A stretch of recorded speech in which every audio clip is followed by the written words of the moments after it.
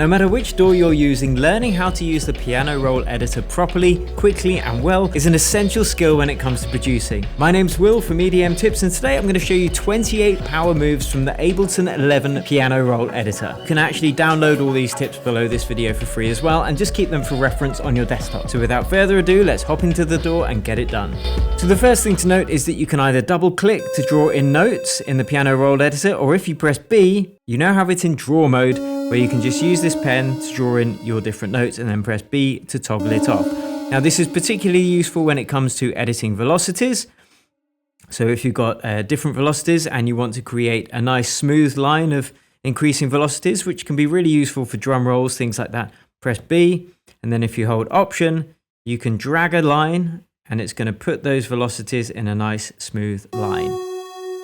Okay, number 2 is this preview mode. So if you turn this off, you can't actually hear what you're pressing, which can be a bit confusing. So I have this assigned to a keyboard shortcut P on my computer.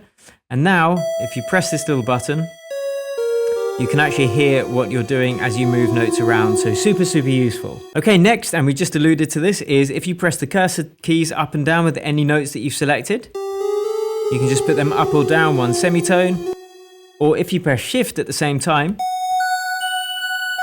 you can shift it a whole octave at a time. Okay, number 5 is the ability to select all the notes on one particular key. So if you click on the keys on the left-hand side, you can actually select all of the notes on that particular key, like so. Which beats just kind of dragging and dropping and having to select them all manually. Next is one of the most important and powerful features in Ableton. If you press the scale button over here, you can actually choose the key that you are working in, and it's going to show all these options here. So you can choose minor pentatonic, for example, in the scale of E, and then it's going to show the notes within that scale. And if you press the scale button, it's actually going to show you, it's only going to display the notes from within that scale as well. And you can see we've got a few that aren't in that scale. So I can just select them and move them out like that. And now all of these notes are playing a tune within the scale of E minor pentatonic. So let's have a listen.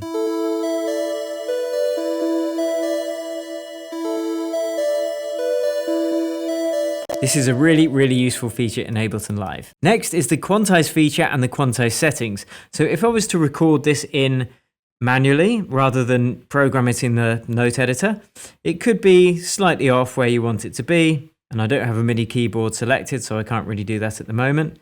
But you can see things are going to get slightly off. Now, if you select the notes that you've recorded in and press Command, Shift and U, you open the Quantize settings. And you can choose the amount that you want to quantize it by and whether you want it to be to 8ths or 16ths or to the current grid. So let's put it to 16ths. Quantize it 100% and have a look at these notes here. They're now going to shift over so they're in time. So Quantize is really useful, especially if you are playing notes in live. Next is double tempo, half tempo. So at the moment, this is the riff that we are playing. But if we want that to double up, we can select all the notes and then we can just press half speed to double it up, or divide it by 2. So that's now double the speed. Or we can press the button next to it and make that take twice as long to play.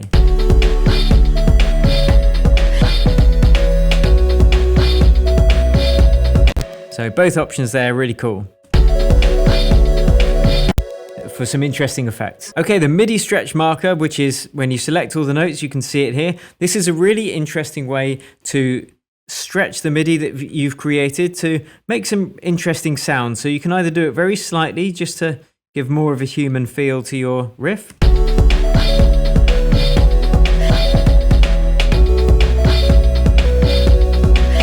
So you can see they drift off slightly because we've dragged them all like that. Or you can use it to more accurately create some kind of different time rhythm signature. So you can actually watch my videos on polymeters and polyrhythms if you like. But if we want to make these notes here,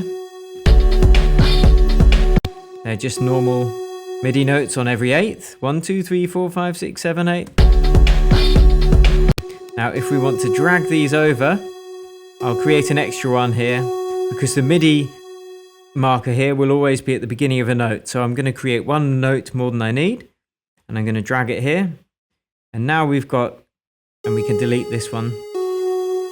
And now we've got 8 notes, but over 1.5 bars. So that can create some interesting time signature changes.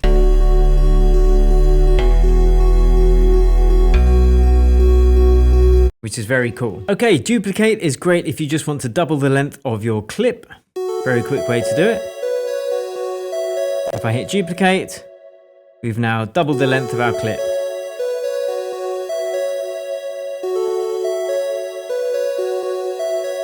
Easy peasy. Next is force legato. Again, really useful. Just press legato and all of the notes will extend to the beginning of the next note.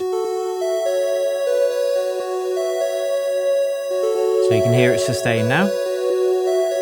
Particularly good for things like respace lines. Now, crop clip is kind of the opposite of duplicate. So if we take our clip down in length and we zoom out, we can still see we've got all this information in the clip. We can just right click, press crop clip, and it's going to tidy it up nicely. Kind of like pressing the consolidate button if you've got the clip selected. Okay, reverse or inverse is really cool because you can just switch around the order that your notes are played in. It basically switches this to over here, like so. Now you can reverse it or you can invert it.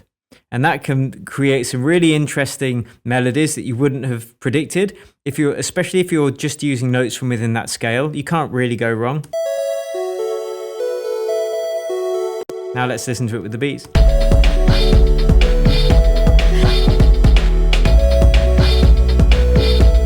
So invert will flip them vertically, and reverse will flip them left to right.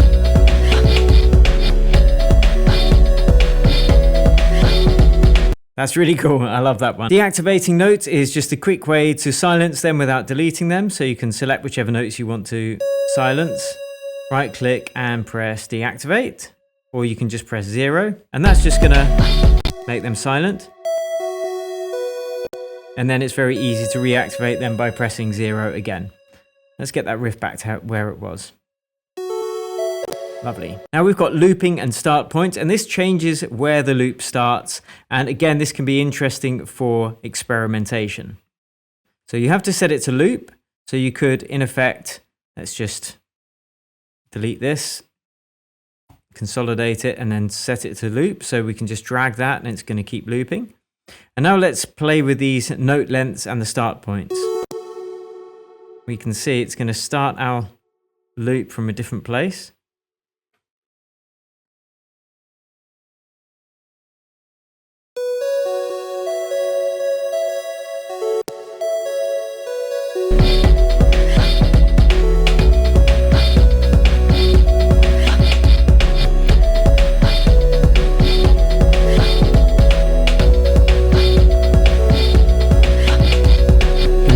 Good for creating interesting syncopated polymeters.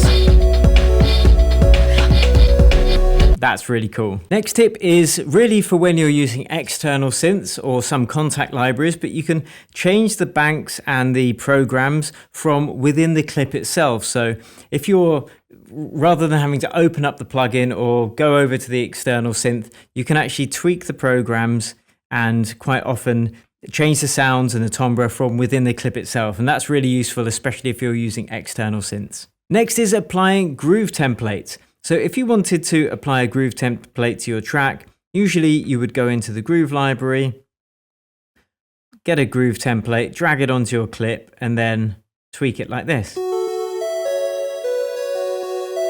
And it's applied to it.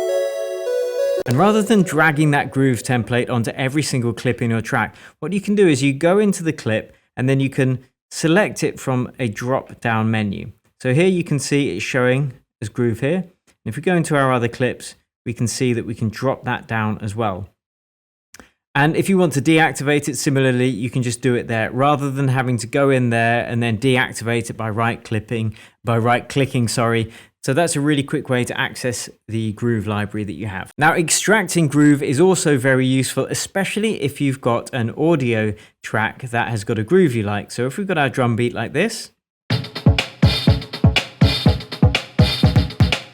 and we like the groove from that, what we can do is I'll just consolidate that drum beat.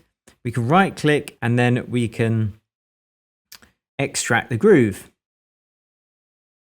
Now, this isn't the piano roll editor per se, but you could also extract it from a MIDI clip with the piano roll editor. And then, of course, you can apply that groove to your piano roll editor, selecting it from the groove library here. And now this has got the same groove template as our live drums,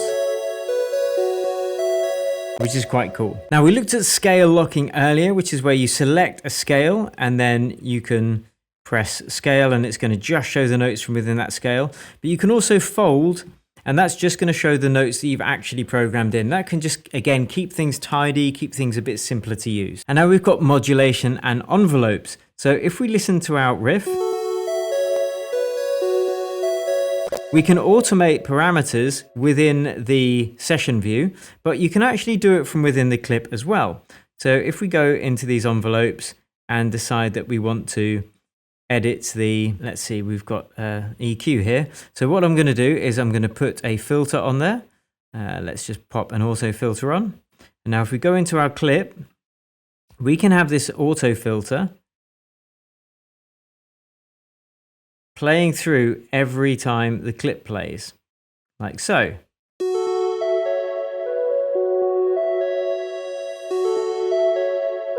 You can see it here. Now, the beauty of doing it this way is you can then automate this within the session view over time. So it's now the clip automation is happening as well as the larger automation. So it's all relative. That is a fantastic tip, especially for synth lines. The next tip is very cool. It is recording any MIDI effects. So if this is our riff, like so, in fact, we'll go to the chords, and these are our chords.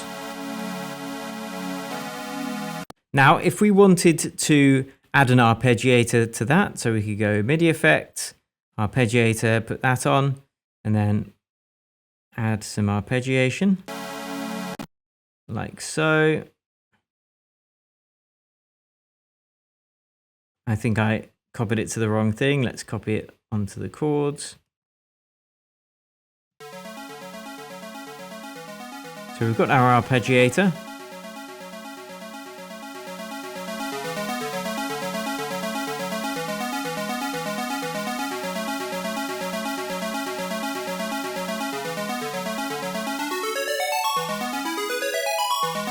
And now if we create a MIDI channel, we can now record this MIDI from this input. So we can take the input as the chords. And now we can record, and what it's going to do is record the actual effects that we've made. So we can see the actual MIDI notes that this arpeggiator is playing. And that's really cool because if you were to then load that in as your instrument, we'll get rid of the arpeggiator. You can now go in and edit those arpeggiator notes if you want to. To tweak things up, fantastic little tool there. Next we go on to grid resolution, and this is simply within the clip being able to change the resolution of the grid. So you can do that by pressing Command and 1 or Command and 2. You can see we can open that up, and that just makes editing notes easier, like so. And you can also change this to triplets. And if you change it to triplets, then you are working on triplets, and it's going to be a different time signature. So I'm just going to drag those over to triplets. And again, if you want to learn about triplets, you can check out my polymeters and polyrhythms video that came out a few weeks ago. And now we can zoom in as well by pressing Z, which is going to zoom into the notes that we've selected, or press Shift and Z to zoom out. Now, exporting MIDI clips, really useful if you want to use some MIDI work that you've done in one project and bring it into another. All you do is right click and right click, and press export MIDI clip. And then what that's going to do is save it. And then you can just drag that in to a new instrument in a new project, and it will have all your MIDI information in there already. Next fantastic tip is using the velocities, which we touched upon earlier. There are a few new techniques within Ableton 11, or a few new options rather. You can either select the MIDI and, do it manually like this, but you've also got this randomize feature, which is going to randomize the velocity. And if your instrument has a different effect for different velocities, so for this one, we'll open up the serum. We're going to have velocity assigned to the cutoff. And now we can hear. Whichever note is being hit, or whichever velocity, it's changing the sound.